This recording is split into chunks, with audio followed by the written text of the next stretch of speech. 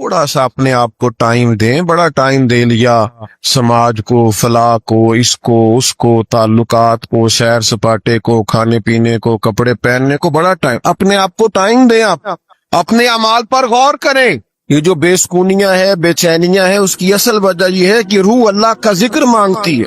दिल कहता है लंबी लंबी दुआएं मांग अपने रब के हुजूर। बातन प्यासा है, रूह प्यासी है, अंदर तड़प भी है और तलब भी है, लेकिन हम उसे अच्छे कपड़ों के जरिए मुतमईन करना चाहते हैं, कोई नहीं मुतमईन होती। हम अच्छा खाना खा के कल्बी इत्मीनान चाहते हैं, उससे नहीं आता।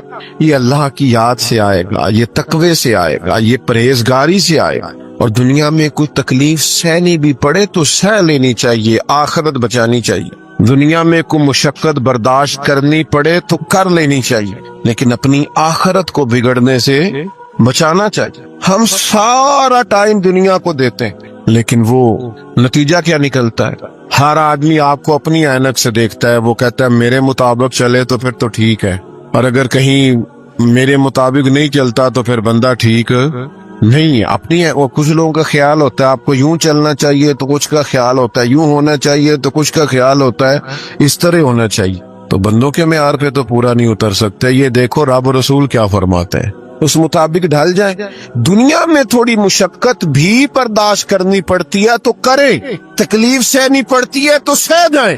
कहीं थोड़ा कम पैसों में गुजारा करना पड़ता है तो कर जाएं, लेकिन अपनी आखिरत को बचा ले, कब्र हश्र को बचा ले। छोड़ के आ जाते हैं बड़े करीबी लोग और पलट के कोई नहीं जाते। आहिस्ता आहिस्ता हर आदमी की जगह एक आदमी बैठ जाता है, कोई किसी की जरूरत महसूस नहीं करता। दुनिया में कोई आजमाइश है तो खैर है, लेकिन अपनी आखिरत को महफूज करें, बचाएं। सही बुखारी में हदीस है, मुस्लिम में भी मौजूद है।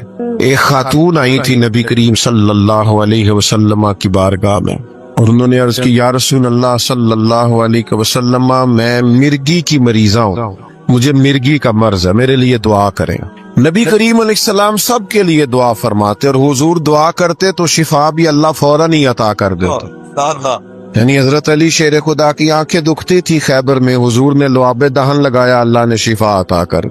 हजरत अब्दुल्ला इब्ने अतीक रदी अल्लाह ताला अन्हु की पिंडली टूट गई, नबी पाक ने लुआबे दहन लगाया, अल्लाह ने शिफा अता कर। सरकार दुआ करते, अल्लाह करम कर देता। इस खातून ने भी अर्ज की मुझे मिर्गी है, मेरे लिए दुआ करे।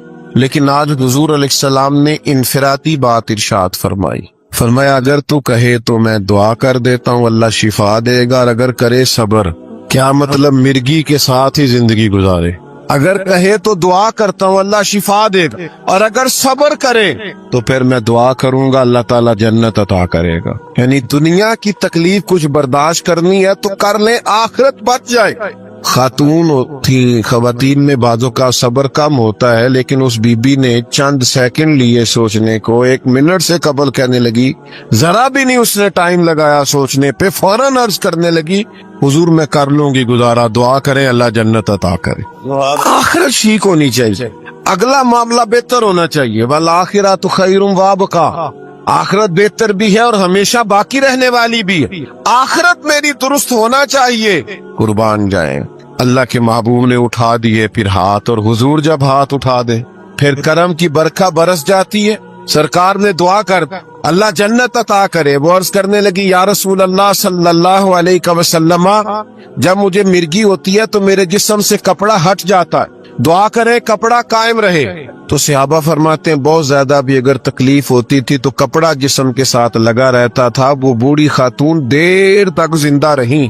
बाहर से जब कोई मेहमान आता था तो लोग उसे कहते थे जन्नती को देखना है तो इस बूढ़ी की जियारत करो, इसे हुजूर ने जन्नत की बिशारत अता की।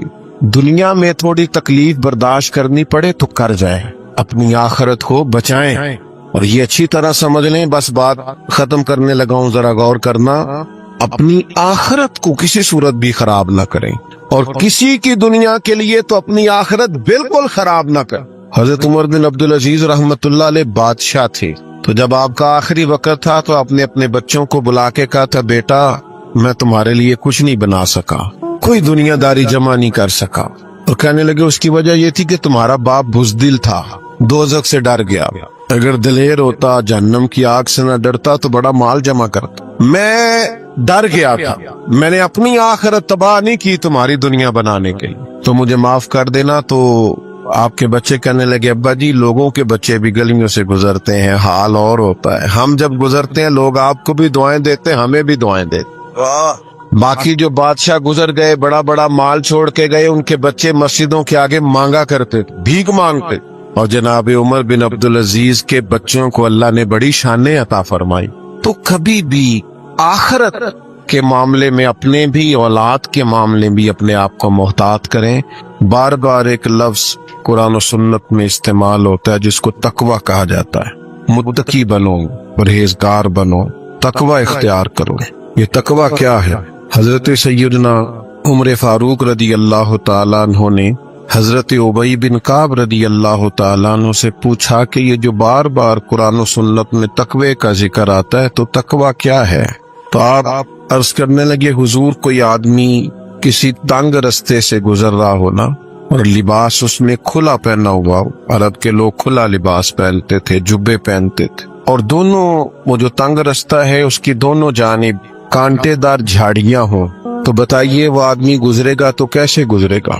تو حضرت عمر فرمانے لگے سادی سی بات ہے، ذرا اپنے کپڑوں کو سمیٹ کے گزرے تاکہ دائیں بائیں جو جھاڑیاں ہیں اس کے کپڑوں سے لگ نہ جائیں۔ حضرت ابی بن کعب کہنے لگے بس حضور دنیا میں بھی دونوں جانب گناہوں کی جھاڑیاں ہیں، جو ذرا بچ کے اپنی قبر میں پہنچ گیا اسے متقی اور پرہیزگار کہا جاتا ہے۔ تھوڑا بچ کے چلنا۔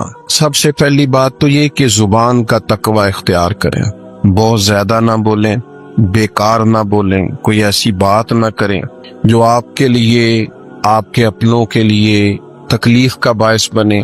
زبان پر پہرا بٹھائیں۔ بہت سارے جرم صرف زبان کی غلط گفتگو کے سبب سے ہو جاتے ہیں، اس لیے نبی کریم علیہ السلام نے فرمایا کہ تم بعض اوقات بات کرتے کرتے ایسا جملہ بول دیتے ہو تمہیں خبر بھی نہیں ہوتی اور اللہ تمہارے لیے جنت کا فیصلہ کر دیتا ہے، اور بعض اوقات تم بات کرتے کرتے ایسا کمزور جملہ بولتے ہو، غلط جملہ بولتے ہو، نامناسب بات کرتے ہو کہ اس ایک بات کی وجہ سے رب تمہارے لیے جہنم کا فیصلہ کر دیتا ہے۔ تھوڑا محتاط ہو کہ بہت شوق ہے لوگوں کو گپے لگانے کا، باتیں کرنے کا، ادھر ادھر کی ہانکنے کا، تو بعض اوقات یہ زبان اللہ کی ناراضگی کا باعث بن جاتا۔ تو سب سے پہلی پرہیزگاری تو یہ ہے کہ محتاط گفتگو کریں۔ دوسری بات سوچیں، اچھا کریں۔ ہمیں کوئی بندہ اچھا ہی نہیں لگتا، ہر ایک کے بارے میں گمان بن جاتا ہے، اس میں تکبر بڑا ہے تو اس کے پاس آکڑ بڑی ہے، تو اس کے بعد پیسے بڑے ہیں تو اس کا نخرہ بڑا ہے، تو اس کو بھئی یہ آپ نے اور میں نے سوچ لیا، حقیقت اس کے برعکس ہے۔ اچھا گمان رکھیں، اچھا سوچیں۔ کوئی بعضوں کا چیز ایسی نظر آئے جو نامناسب ہو تو کوئی اچھا مفہوم اس کا بیان کر لیں، یعنی کسی بندے نے آپ سے صحیح سلام نہیں لیا آج، تو یہ بھی کہا جا سکتا ہے تکبر بڑا ہے، اور یہ بھی کہا جا سکتا ہے کہ لگتا ہے بیچارہ پریشان ہے، لگتا ہے کوئی دکھ ہے، کوئی تکلیف ہے، کوئی ٹینشن ہے، تو اچھا ترجمہ کر لیا جائے، اچھا گمان کر لیا جائے۔ نبی پاک صلی اللہ تعالی علیہ وسلم نے فرمایا اچھا سوچنا بھی عبادت ہے، اچھا گمان کرنا بھی عبادت، تو بولیں اچھا، سوچیں اچھا۔ تیسری بات، رزق کے معاملے میں بہت محتاط ہو جائیں۔ 100 روٹیاں ایک وقت پیٹ میں نہیں جا سکتی، اتنا بڑا پیٹ ہی نہیں بنایا اللہ نے۔ لاکھوں کروڑوں کھائے نہیں جا سکتے ہر روز، اتنا بڑا اللہ تعالیٰ نے وسعت نہیں بنائی۔ رزق جو حلال ہے، جو طیب ہے، جو پاکیزہ ہے، صرف وہ رزق حاصل کریں۔ یہ نہیں ہو سکتا کہ آپ کسی کے بچوں کا حق چھین کے اپنے بچوں کو کھلا جائیں اور پھر کہیں میرے گھر میں سکون ہو۔ تو بھئی جب اتنے سارے لوگوں کا حق مار لیا ہے تو چین کہاں سے آئے، اطمینان کہاں سے آئے؟ رزق حلال نور پیدا کر دیتا ہے، اور غیر محتاط طریقے سے لیا ہوا مال وہ انسان کو بے سکون بھی کرتا ہے، ذہنی طور پہ الجھاؤ بھی پیدا کرتا ہے، اور سب سے بڑا نقصان یہ کرتا ہے کہ جب رزق حلال نہیں ہوتا تو بندے کا اللہ سے رشتہ کمزور ہو جاتا ہے۔ دیکھو میں نے کیا کہا، اللہ تعالیٰ سے رشتہ کمزور ہوتا ہے۔ نبی کریم صلی اللہ تعالی علیہ وسلم نے فرمایا ایک آدمی دور کا سفر کر کے چلتا ہے اور دیر سے کہیں پہنچتا ہے، شارح میں حدیث فرماتے ہیں اس کا معنی یہ ہے کہ وہ اللہ کے گھر بیت اللہ میں پہنچا، لمبا سفر کر کے آیا، بیت اللہ پہنچا ہے، اور یہاں آ کے وہ دعا کرتا ہے یا رب یا رب یا رب، حضور علیہ السلام نے فرمایا اس کی دعا قبول نہیں ہوگی۔ یا رسول اللہ صلی اللہ علیہ وسلم، میں اتنا لمبا سفر کر کے آیا ہے اور اتنی مشقت سے پہنچا ہے تو کیوں نہیں قبول ہوگی؟ تو کریم فرمانے لگے اس لیے نہیں قبول ہوگی کہ اس نے جو کھایا ہے وہ بھی حرام پیسوں کا ہے، اور جو پیا ہے وہ بھی حرام پیسوں کا ہے، اور جو پہنا ہے وہ بھی حرام کا۔ تو جب تک رزق حلال نہ ہو دعائیں قبول، تو محتاط کمائے نا، محتاط لائیں۔ پھر ایک اور بات بھی آپ کو عرض کروں، حلال میں برکت بڑی ہوتی، پیسے تھوڑے ہوتے ہیں پر ان میں برکت ہوتی۔ یہ ناجائز پیسوں کی تو سمجھ نہیں آتی آئے کہاں سے اور پھر گئے کدھر، اس معاملے میں محتاط۔ تیسری چوتھی بات یہ کہ لوگوں کو تکلیف دینے سے بچیں، اذیت نہ پہنچائیں۔ ہمارا ایک مخصوص سا مزاج ہو جاتا ہے کہ میں بڑا اہم آدمی ہوں، میری بڑی خاص شخصیت ہے۔ کچھ لوگ تو کسی لائن میں لگنا پسند ہی نہیں کرتے، کسی نظم کا، کسی پابندی کا حصہ بننا ان کے بس کی بات ہی نہیں۔ یاد رکھیں، احتیاط کرنی چاہیے، کسی کو اذیت نہ پہنچے، کسی کو تکلیف نہ ہو۔ ایسا نہ ہو کہ کوئی ہماری وجہ سے اللہ کے حضور جا کے روئے کہ اس نے بڑا ستایا ہے۔ اپنے وجود کو اس طرح کا نہ بنایا جائے کہ اللہ کے بندے اس سے اذیت محسوس کریں، اللہ کی مخلوق کے لیے آسانی پیدا کی جائے۔ حضور علیہ السلام نے فرمایا، یہ سیاستہ میں حدیث ہے، کریم فرماتے ہیں قیامت کے دن اللہ تعالیٰ کی بارگاہ میں ایک تاجر پیش کیا جائے گا، تجارت کرتا تھا، کاروبار کرتا تھا۔ جب اللہ تعالیٰ کی بارگاہ عالی مرتبت میں پیش ہوگا تو رب فرشتوں سے فرمائے گا میری رحمت کا فیصلہ ہے کہ اسے جنت عطا کی جائے۔ تو ہر آدمی کو اپنا پتہ تو ہوتا ہی ہے، من آنم کے من دانم، پتہ تے سارا ہے سردار نو کیتیاں دا، پتہ تو ہوتا ہے نا بندے کو اپنے اعمال۔ تو وہ تاجر اللہ کے حضور عرض گزار ہوتا ہے، مالک مجھے تو اپنے اعمال کا پتہ ہے، میرے اندر تو ڈھیروں کوتاہیاں ہیں، لیکن یہ جو سبب بنا ہے میرے لیے بخشش کا، وہ سبب کیا ہے؟ کس چیز کی برکت سے اللہ تعالیٰ نے مجھے معاف کیا؟ تو حضور علیہ السلام فرماتے ہیں رب کریم اس تاجر سے فرمائے گا تو تجارت کرتا تھا، کاروبار کرتا تھا، پھر کچھ لوگ تجھ سے ادھار بھی لے جاتے تھے، پھر تو اپنے لوگوں کو بھیجتا تھا پیسے لینے کے لیے کہ وہ فلاں آدمی لے گیا تھا مال، اس سے پیسے لینے، تو کہا کرتا تھا کہ جو جان بوجھ کے نہ دے اس پہ سختی کرنا۔ میری طرح دیکھ رہے ہیں آپ، جو جان بوجھ کے نہ دے اس پہ سختی کرنا، لیکن اگر کوئی تنگ دست ہو، مجبور ہو، کمزور ہو، غریب ہو تو اس پہ آسانی کر دینا ہمارا گزارا ہوتا ہے۔ تو کہا کرتا تھا، تو تاجر عرض کرے گا مالک میں کہتا تھا کہ یار اگر کوئی مجبور ہوا نا تو اسے گنجائش دینا، ہمارا تو کام چلتا ہے، ویسے ہم غریبوں کو گنجائش نہیں دیتے۔ ہاں جی کسی تگڑے کو پیسے لینے ہون تو انہوں آخی دے پائی تو کیویں دے سکنا ہے، بندہ ماڑا ہوئے تو انہوں آندے نے بھی سویرے دینے نہیں تے میں تینوں لپڑ لینا ہے، غریب آدمی ہے، پتہ ہے اس بیچارے نے روب میں آ جانا۔ تو حضور علیہ السلام کی ایک حدیث آپ نے یاد رکھنی ہے، نبی پاک علیہ السلام نے فرمایا اگر تم نے کسی شخص سے کچھ رقم لینی ہے اور بندہ تنگ دست ہے، مجبور ہے، دے نہیں پا رہا، تو کریم فرماتے ہیں اسے مہلت دے دو، جتنی دنوں کی تم اسے مہلت دو گے، جتنے پیسے تم نے اس سے لینے ہوں گے اتنے پیسے اللہ روز صدقہ کرنے کا ثواب عطا فرما، آسانی کر دو اللہ کے بندے۔ تو حضور فرماتے ہیں اللہ تعالیٰ اس تاجر سے فرمائے گا تو کہتا تھا کہ بھائی جو تنگ دست ہوا آسانی دینا ہمارا تو کام چلتا، مالک میں کہتا تھا، تو اللہ فرمائے گا پھر بتا نا تو میرے بندوں پہ آسانی کرتا تھا، میں تیرے اوپر آسانی نہ کروں۔ اس کو سمجھیں آپ، تکلیف نہ دیں، لوگوں کے لیے آسانیاں پیدا کریں۔ میرے پاس ایک محکمے کے دوست جمع ہو کے آگے کافی سارے کہنے لگے ہمیں کو نصیحت کر دیں، سارے دفتر سب کے متعلقہ لوگ تھے۔ میں نے کہا میری نصیحت یہ ہے کہ جیڑا بندہ تہاڈے کولوں کام آوے نہ کوئی انوے نہ کیا کرو کل آئی، اگر ہو سکتا ہے تو کر دو۔ اللہ کے بندوں کو تکلیف، یہ جو رواج بن گیا نا بعض دفتروں میں کہ کل آنا، پرسوں آنا، پیر کو آنا، فلانے ٹائم آنا، یہ بریک ہے، یہ چھوٹی ہے، اذیت کیوں دیتے ہیں رب کے بندوں؟ آپ آسانیاں پیدا کریں تاکہ اللہ آسانی کرے ہم پر۔ تو تقویٰ یہ ہے کہ اچھا سوچیں، اچھا بولیں، رزق حلال کمائیں اور لوگوں کو تکلیف دینے سے بچیں۔ نتیجہ کیا نکلے گا؟ پھر جب قبر میں جائیں گے نا تو زندگی چونکہ اچھی گزاری ہے تو پھر قبر کھٹا نہیں ملے گی، پھر قبر میں بچھو کیڑے نہیں ملیں گے، پھر قبر باغ بنی ہوئی ملے گی، باغ۔ ایک منٹ کے لیے سوچنا کہ مرنا ہے تو باغ میں جانا ہے، باغ میں کہیں باغ لگا ہو تو اس میں جانا کتنا خوبصورت لگتا ہے۔ تو حضور نے فرمایا مومن کی قبر جنت کے باغوں میں سے باغ ہے، اور باغ اتنا خوبصورت ہے کہ جس میں آنکھ کھلے گی تو پہلی زیارت ہی مدینے والے محبوب کی نصیب. آج پھولے نہ سمائیں گے کفن میں آسی، قبر کی رات ہے ان سے ملاقات کی رات. تو محتاج زندگی گزارے، اللہ سے ڈر کے وقت گزارے. ایک میں آج کل دیکھتا ہوں ہمارے ماحول کے اندر سب جگہوں پہ ٹائم دینے کا رواج ہے.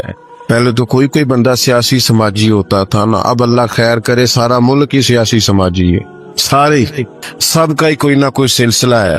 یا میں ولیمے پہ نہیں جا سکا تو چلو بیٹے کو بھیجتا ہوں، تعزیت کو نہیں جا سکا تو میں پرسوں چلا جاؤں گا. سب کو سیٹ رکھنا ہے، میں تعلقات ٹھیک رکھنے، ایسا بن کے رہنا ہے کوئی ناراض نہ ہو. اچھی گڈ بک میں رہنے کا شوق ہے. او بھائی بندے سارے راضی کر لیے ہیں، اللہ کو راضی کرنے کا کیا کرنا ہے؟ بندے تو اس طرح ہوتے ہیں، حضرت علی فرماتے ہیں جس طرح ریوڑ ہوتا ہے بکریوں کا، ادھر والی بکریاں کھینچ کے لاؤ تو ادھر والی نکل جاتی ہیں، ادھر والی کھینچ کے لاؤ تو یہ مخلوق کا تو یہ حال ہوتا ہے کہ ایک طرف والے لوگ راضی کرو تو دوسری طرف والے ناراض ہو جاتے ہیں، دوسرے راضی کرو تو تیسری طرف والے ناراض ہو جاتے ہیں. تو اللہ کو راضی کریں، اپنے کریم رب کی رضا کے لیے کچھ کریں. وقت گزر گیا ہے، باقی کا بھی گزر جائے گا. کوئی نہیں کسی کو پیچھے اتنا یاد کرتا. بڑے بڑے لوگ چلے گئے، کام چلتا ہے تو میں اور آپ تو کسی کھاتے میں ہی نہیں. تو بھائی محتاج زندگی گزاریں گے تو قبر اشر بہتر ہو. اور پھر آخرت میں کیا انعام ملے گا؟ وہ جو میں نے شروع میں آیات پڑھی، اللہ فرماتے ہیں یوم نحشر المتقین الی الرحمن وفدا. فرمایا جب متقی پرہیزگار لوگوں کی قبریں کھلیں گی تو وہ رب کی بارگاہ میں مہمان بنا کر پیش کیے جائیں گے. اگر محتاج زندگی گزار کے آئیں گے، اللہ سے ڈر کے وقت گزار کے آئیں گے، اپنے اعمال سوار کے آئیں تو پھر قیامت کا خوف نہیں، بلکہ نتیجہ یہ نکلے گا کہ اللہ کی بارگاہ میں مہمان بنا کر پیش کیے جائیں گے. ہاں وَنَسُوقُ الْمُجْرِمِينَ إِلَى جَهَنَّمَ وِرْدًا. جو مجرم ہوں گے جرم کیے دنیا میں، انہیں دوزخ کی طرف پیاسے ہانکا جائے گا. جس طرح چرواہا بکریاں نہیں ہانکتا، اس طرح انہیں دوزخ کی طرف پیاسے ہانک دیا جائے گا، دوزخ میں پھینک دیا جائے گا. اگلی زندگی سمر جائے تو پھر انقلاب آتا ہے. اللہ تعالیٰ مجھے اور آپ کو سمجھنے کی توفیق دے. خدارا یہ حضور کہہ رہے ہیں یار، نبی پاک نے کعبہ کے سامنے کھڑے ہو کے فرمایا بیت اللہ تیری بڑی شان ہے، تیرا بڑا مرتبہ ہے، لیکن فرمایا میرے مومن کی عزت رب کی نظر میں کعبے سے بھی زیادہ ہے. ہم کیسے بیٹھ کے یار، ہم کیسے جرات کرتے ہیں کسی کی پگڑی کھولنے کی کونے میں بیٹھ؟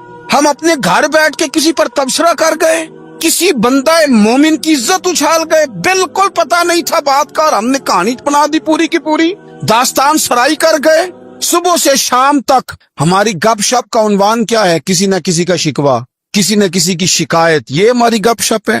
خدارا حضور نے تو خطبہ حجۃ الوداع میں پہلا سبق یہ دیا تھا کہ میرے جانے کے بعد ایک دوسرے کی عزت کرنا، اور اسی خطبے میں ایک جگہ پہ فرمایا یہ نہ ہو کہ میرے جانے کے بعد تم ایک دوسرے کی گردنیں مارنے لگ جاؤ. ایک دوسرے کی عزتوں کا خیال کرنا، پاس کرنا. مسلمانوں، میرے عزیز بھائیوں، بزرگوں، عزتوں کا دفاع شروع کریں. تھوڑی دیر کے لیے اپنی زبان لوگوں کے اوپر تبصرہ کرنے سے کنٹرول میں لائیں. کچھ چیزیں ایسی، میں مختلف شہروں میں جاتا ہوں، جس شہر میں گئے وہاں لوگوں نے یہ کہا جناب یہاں جو مولانا ہے نا، بعض لوگ یہ باتیں بڑی چسکے لے کے سنتے ہیں، یہاں جو مولانا ہے نا وہ کچھ نہیں کرتے، آپ بڑے اچھے ہیں، یہاں جو پیر صاحب ہیں وہ بڑے گڑبڑ ہیں، آپ بڑے اچھے ہیں. تو میں ان سے کہتا ہوں کہ میں اس لیے اچھا ہوں کہ میں تھوڑی دیر کے لیے آیا ہوں، میں نے چلے جانا ہے. اور دوسری بات یہ کہ مجھے آپ جتنا مرضی اچھا کہہ لیں، میں نے رخصت ہو جانا ہے 2-3 گھنٹوں کے بعد. یہاں جس آدمی کا آپ شکوہ کر رہے ہیں نا، آپ اس کو جنازے کے لیے خبر کریں نہ کریں، اسے پتہ چل گیا نا محلے میں جنازہ ہو گیا ہے، تو اسے کوئی کام بھی ہوا تو اس نے کہنا یار نہیں محلے میں فوتگی ہوگی، میں نے جنازہ پڑھانا ہے، اس نے جانا نہیں. تو کمزوریاں تو سب جگہ ہوتی ہیں، لیکن ان کمزوریوں کی وجہ سے آپس میں بغض پیدا کر لیا جائے گا. اور پھر کمال بات ہے نا کہ اپنی ساری کمزوریوں سمیت اپنے آپ سے پیار ہے، اپنے آپ سے محبت ہے، اور دوسرے کی ایک کا پتہ چل جائے تو ہمیں گھن آنے لگ جاتی.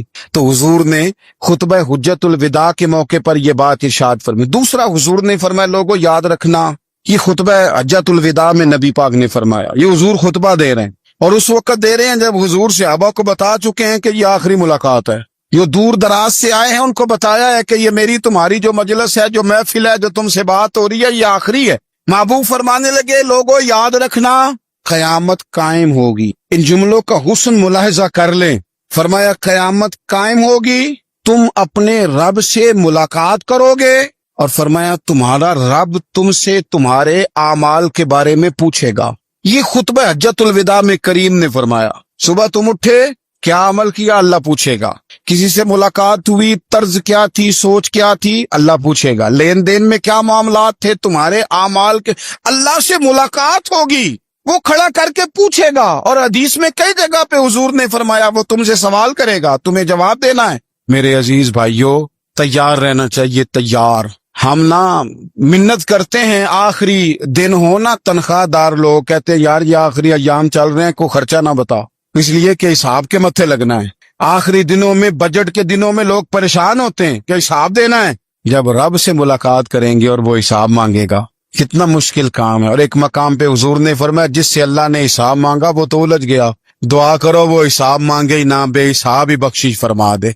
नबी पाक सल्लल्लाहु तआला अलैहि वसल्लम ने इरशाद फरमाया इसी खुतबा हज्जतुल विदा में, हुजूर फरमाने लगे, सुन लो, मैंने तुम तक अल्लाह ताला का पैगाम पहुंचा दिया है।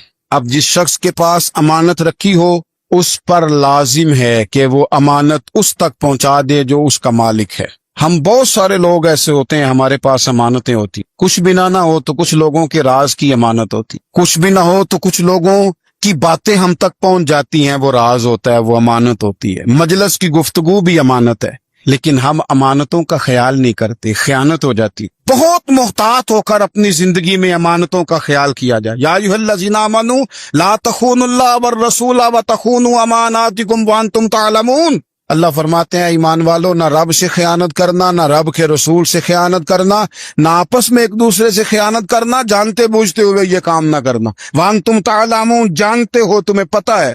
कभी भी बददियानती का मुजाहरा न करें अपनी जिंदगी में, कभी भी। और ये भी याद रख लें, बच्चों को क्या पता कि हमारा अब्बा हलाल ला रहा है कि हराम ला रहा है। आप ला रहे हैं ना, तो वो तो बेचारे भोलेपन में खा रहे हैं, तो हिसाब आपने देना है। जिन्ना ली तू पाप कमाए हुन किथे नहीं हो तेरे कर दे, बुला ना। तो बच्चों का तो ये मामला है भाई, अल्लाह माशाल्लाह कि वो वक्त पे ही, शादी के 10-15 दिन के बाद ही उनको पैगाम मिल जाता है कि अगर हमारा अलहदा घर हो तो मैं मर्जी से सजाऊं, तो मैं मर्जी से सवारूं, तो मेरा कोई मतलब अपना सिलसिला हो, तो बड़े टाइम पे सारी बातें शुरू हो जाती हैं। वो तो मामला ही बिल्कुल और है। तो बिल्कुल किसी भी अमानत में कभी भी खयानत करने की कोशिश न करें। और याद रखें, माले हराम जहां आता है वहां बड़ी तबाही आती। जहां लोग बददियानत हो जाते हैं वहां मामलात बड़े खराब हो जाते हैं। अल्लाह तबारक व तआला दयानतदारी की तौफीक अता फरमाए। हुजूर ने खुतबा हज्जतुल विदा के मौके पर फरमाया, भाई मैंने आज जाहिलियत के सारे सूद खत्म कर दिए। नबी पाक मैदान अरफात में खड़े होकर फरमाने लगे, जिस बंदे ने भी किसी से पैसे लिए हैं वो असल रकम देगा, जायद नहीं देगा। हुजूर के बड़े करीबी थे एक, फरमाया इन्होंने भी कुछ लोगों से पैसे लिए हुए, चूंकि वो सब लोग करते थे, हराम ही नहीं था। फरमाया मैं इनको भी हुक्म देता हूं कि ये असल रकम वसूल करेंगे, किसी से एक पाई भी ज्यादा वसूल न करेंगे। नबी पाक सल्लल्लाहु ताला अलैहि वसल्लम ने खुतबा हज्जतुल विदा में एक बारीक बात हुजूर ने भी, ये आपने जरूर समझनी है, बिलखुसूस जो लोग थोड़ा दीन पर अमल कर रहे हैं, जिनका लिबादा मजहबी हो गया, जिन्हें लोग हजरत साहब, कारी साहब, अल्लामा साहब, मुफ्ती साहब, हाजी साहब, बुजुर्गों कह के बुलाते हैं, वो इस पर तवज्जो करें। मेरे नबी पाक सल्लल्लाहु अलैहि वसल्लम ने खुतबा हज्जतुल विदा के मौके पर इरशाद फरमाया, लोगों शैतान अब मायूस हो गया है, वो तुमसे बुतों की पूजा नहीं करा सकेगा। हाँ, वो तुम्हें छोटे छोटे गुनाहों में मुब्तला करेगा, वो तुमसे छोटे छोटे ऐब कराएगा, तुम समझोगे ये तो गलती कोई नहीं। फरमाया उससे बच के रहना। अब वो मायूस हो गया, बुतों की पूजा नहीं करा सकता, तुम्हें अपनी पूजा नहीं करा सकता, लेकिन छोटी छोटी गलतियां। एक मकाम पे फरमाया ना, छोटा गुनाह होना तो मोमिन उसे पहाड़ समझता है, इतना बड़ा हो गया, और मुनाफिक कहता है ये तो कुछ भी नहीं। तो अपनी जिंदगी के अंदर छोटी छोटी कोताहियां, हजरत सादी फरमाया करते थे, सैलाब अचानक नहीं आते, पहले छोटा सा सुराख होता है दरिया के किनारे में, उसे बंद ना किया जाए फिर बड़ा हो जाता है, फिर वो टाइम आता है कि बंद टूट जाता है, बस्तियां डूब जाती हैं। पहले छोटा गुनाह इंसान करता है, छोटा, फिर उससे आगे बढ़ता जाता है और बड़ी बड़ी गलतियां होती हैं। अल्लाह तबारक व तआला हमें राई के दाने के बराबर भी गलती करने से महफूज फरमाए। नबी पाक सल्लल्लाहु ताला अलैहि वसल्लम ने इसी मौके पर इरशाद फरमाया, लोगों अल्लाह से डरते रहना, और मैं तुम्हें औरतों के साथ भलाई की वसीयत करता हूँ। फरमाया रब ने तुम्हें اختیار دیا ہے, عورتیں تمہارے سپرد کی ہیں, ان سے اچھا سلوک کرنا. فرمایا اگر کبھی کوئی ان پر تمہیں سختی کرنی بھی پڑے تو اتنی کرنا جتنی ان کی غلطی ہو, ان سے درگزر کرنا, ان سے پیار کرنا. اسلام نے خاتون کو باقاعدہ حقوق دیے, باقاعدہ. صحیح بخاری میں حدیث ہے. یہ جو نوجوان ہیں, مطالعہ کرنے والے, پڑھنے سننے سمجھنے والے, یاد رکھا کریں ان چیزوں کو. حضرت بریرہ رضی اللہ تعالیٰ عنہ حضرت عائشہ صدیقہ کی کنیزہ ہیں. حضرت مغیث رضی اللہ تعالیٰ عنہ ایک صحابی ہیں, ان کی وہ اہلیہ ہیں, وہ اپنے خامد سے علیحدگی چاہتی تھی. ان کے خامد بڑی محبت کرتے تھے, علیحدہ ہونا نہیں چاہتے تھے, خاتون رہنا نہیں چاہتی تھی. انہوں نے بڑی سفارشیں کرائیں کہ میرا خامد, میری بیوی مجھ سے صلح کر لے. حالانکہ وہ خاتون کنیز ہیں, خادمہ ہیں, کوئی بڑے قبیلے سے بظاہر تعلق نہیں. بالآخر انہوں نے گزارش کی, سیدہ عائشہ صدیقہ رضی اللہ تعالیٰ عنہ سے کہا, کچھ اور ذرائع اختیار کیے. حضرت مغیث نے رضی اللہ تعالیٰ عنہ, ان کے شوہر نے, کہ نبی پاک علیہ السلام کی خدمت میں عرض کریں, حضور میری سفارش کریں کہ یہ مجھے صلح کر لیں. تو نبی پاک علیہ السلام نے حضرت بریرہ رضی اللہ تعالیٰ عنہ جو کنیزہ ہیں, خادمہ ہیں, ان کو بلا کے کہا تمہارا خامد صلح کرنا چاہتا ہے. یہاں برادری کا بڑا کے کہتا ہے پتر وہ میری بھی نہیں تو گال رکھنی, وہ میرے ککھاندہ بھی نہیں تو, کیا کہہ رہے ہیں آپ؟ اللہ نے اسے حق دیا ہے, اور جسے حق اللہ دے اس کا رسول دے, اس سے کون ہوتا ہے کوئی حق چھیننے والا؟ نبی پاک صلی اللہ علیہ وسلم نے حضرت بریرہ سے کہا تمہارا خامد صلح کرنا چاہتا ہے اور وہ روتا ہے تمہارے لیے, اور اس نے بڑی سفارشیں کی ہیں, تم اس سے صلح کر لو. حضرت بریرہ رضی اللہ تعالیٰ عنہ عرض کرنے لگی یا رسول اللہ صلی اللہ علیہ وسلم, آپ جو حکم کریں میں حاضر ہوں. ایک بات پوچھ سکتی ہوں, ایک گزارش کر لوں, ایک صرف حضور میرا بولیا چولیا معاف کری, ایک بات کر لوں؟ تو کہا کرو. عرض کی یا رسول اللہ یہ آپ کا حکم ہے یا مشورہ ہے؟ یہ محبوب کی بات ہے, محبوب کی. کوئی بزرگ کیوں جبر کرتا ہے کسی پہ؟ کوئی حضرت شیخ کیوں کہتے ہیں زبردستی عورت کو کہ تو جا؟ نبی پاک صلی اللہ علیہ وسلم نے فرمایا صلح کر لے. یا رسول اللہ ایک بات عرض کروں, کرو. حضور حکم ہے کہ مشورہ ہے؟ تو نبی پاک نے فرمایا نہیں مشورہ ہے. تم عاقلہ ہو, بالغہ ہو, اسلام تمہیں با اختیار کرتا ہے, چاہو تو رہو, چاہو تو خلا لے لو. عرض کرنے لگی حضور اگر مشورہ ہے تو پھر میں مغیث سے صلح نہیں کرنا چاہتی. میرے محبوب نے فرمایا تو جس حال میں راضی ہے میں بھی راضی ہوں. ٹھیک ہو گئی بات, ختم ہو گئی. حضور نے کوئی زور نہیں. اتنے اسلام حقوق دیتا ہے, عورت کسی کو اجازت نہیں کہ وہ جبر کرے, وہ ظلم کرے. میں آ گیا ہوں صلح نہیں کرنی, بے تو کیوں آیا ہے؟ تو نے وقت گزارنا ہے, جانے وہ خامد کس طرح کا ہو. تو نبی پاک صلی اللہ علیہ وسلم نے خطبہ حجۃ الوداع کے موقع پر فرمایا عورتوں کے ساتھ اچھا سلوک کرنا, اعتماد خلق چھوڑ دیں, اعتماد خالق کریں. بندوں پر بھروسہ نہیں, بھروسہ اللہ کی ذات. جو بندہ رب کی ذات پر بھروسہ کرتا ہے مضبوط ہو جاتا ہے, طاقتور ہو جاتا ہے, کمزور نہیں پڑتا. یہ ضروری نہیں کہ آپ کے دوست مخلص نہیں تھے تو اس لیے آپ کا کام نہیں ہو سکا, یہ ضروری نہیں ہوتا. ہو سکتا ہے آپ کے دوست پورے مخلص ہوں, تعاون بھی پورا کرنے کو تیار ہوں, پر رب کریم کا ارادہ قدرتی نہ ہو کہ آپ کا کام ہو. کیا کر لیں گے آپ کے احباب, آپ کے دوست کیا کر لیں گے؟ اللہ کا ارادہ قدرتی نہیں. شاید اسی لیے کسی درویش نے کہا تھا کہ خوش نصیب وہ ہے جو اپنے نصیب پہ راضی ہے. وہ شاید زیادہ نصیب والا ہے جو اپنے نصیب پہ خوش ہو گیا. عزیز دوست, چیزوں کو سمجھ لیں اور اچھی طرح سے آپ سمجھ لیں کہ ہو سکتا ہے کہ آپ کے دوست آپ کو پورا کندھا دینا چاہ رہے تھے, وہ تیار تھے, پر اس وقت آپ کا نصیب ہی کچھ اور تھا. آپ ان خزانوں پر زیادہ توجہ کریں جو خزانے رب کے پاس ہیں. ہمیں اپنے تعلقات پر بڑا بھروسہ ہوتا ہے, ہمیں بڑا پتہ ہوتا ہے اتنے لوگوں سے میرا جرانہ ہے, فلانے سے میرے دوستی ہے. اور بھئی یہ سارے کام تب ہوں گے جب رب چاہے گا. بہترین ڈاکٹر کے پاس جا کے دوا کھا لے میرے عزیز, شفا تبھی ہوگی جب میرا اللہ چاہے گا. سارے ٹیسٹ کر لیے ہیں ڈاکٹر نے مریض کے, ساری رپورٹیں آ گئی ہیں, ہر چیز ٹھیک ہے, لیکن نہ وہ کھا پاتا ہے, نہ وہ سو پاتا ہے, نہ وہ چل پاتا ہے, نہ وہ ہنس پاتا ہے. اس نے پوری دنیا جہاں تک اس کی دوڑ تھی اس نے لگا لی, لیکن لازمی نتیجہ یہ نکلتا ہے کہ اسے کہنا پڑتا ہے کہ ہوگا وہی جو میرا رب چاہے گا. اس لیے جو خزانے میری جیب میں آپ کی جیب میں ہیں, جو تعلقات ہمارے ہیں, ان تعلقات پر بھروسہ نہ کرو, بلکہ وہ خزانے جو اللہ کے پاس ہیں ان پر بھروسہ کریں, آپ مضبوط ہو جائیں گے. داتا گنج بخش علی اجمیری قربان جائیں. گنج بخشے فیض عالم مظہر نور نا کی سارا پیر کامل اور کامل آرا رہنما. اس ملک کے وطن عزیز کا جو لوگ حسن ہے نا, ان میں بڑے بڑے تارے ہیں، پر اس وطن کا جو چاند ہے وہ داتا گنج بخش علی اجمیری ہے۔ داتا صاحب چاند ہے میرے وطن کا، اس وطن میں جو چمکے گا وہ داتا علی اجمیری سے فیض لے کے چمکے گا، یہ کمال ہے۔ وہ کہتے ہیں کہ علاقے میں قحط پڑ گیا تھا، گندم کا ایک دانہ لوگوں کو میسر نہیں تھا، بارش نہیں ہوئی، سالوں بیت گئے، لوگ بڑے پریشان تھے، بڑی آزمائش میں تھے، ہر بندہ تکلیف میں تھا۔ بازار میں لوگ آتے تھے تو سہمے سہمے سے، ڈرے ڈرے سے، پریشان پریشان سے، قحط ہے، آزمائش ہے، مجبوری ہے، جانور بھوکوں مر رہے ہیں۔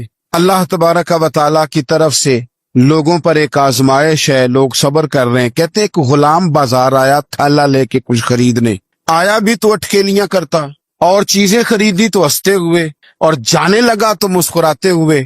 پریشانیوں میں، دکھوں میں کو بندہ اگر اس طرح ہنسے تو بعضوں کا طبیعت چڑ جاتی ہے کہ یار ہم پریشان ہیں، تجھے کس بات کی خوشیاں چڑی ہوئی ہے؟ کہتے ہیں لوگوں نے بازو تھام کے غصے سے کہا تو اتنا خوش کیوں ہے جب سارا شہر پریشان ہے، سارا ملک آزمائش میں ہے، تو اتنا کیوں ہنس رہا ہے؟ کہنے لگا تم ہوگے پریشان، میں جس کا غلام ہوں نا، میرا جو آقا ہے اس نے اپنے برتن بڑے پہلے گندم سے بھر لیے تھے، میرے آقا کے بڑولے بھرے ہوئے ہیں، لہذا میں کسی پریشانی میں نہیں ہوں، خوش ہوں۔ داتا علی اجمیری رحمت اللہ علیہ کمال کر گئے، سید حجویر مخدوم امم۔ داتا صاحب فرماتے ہیں اگر تیرا اور میرا رب کے خزانوں پر اتنا بھی یقین ہو جائے نا جتنا اس غلام کا اپنے آقا کے خزانے پہ ہے، تو پھر ہم ہر وقت رو کے نہ دکھائیں، پھر ہر وقت ہم غربتوں کے رونے نہ روئیں، پھر ہر وقت ہم یہ مایوسیوں کی کہانیاں نہ سنائیں۔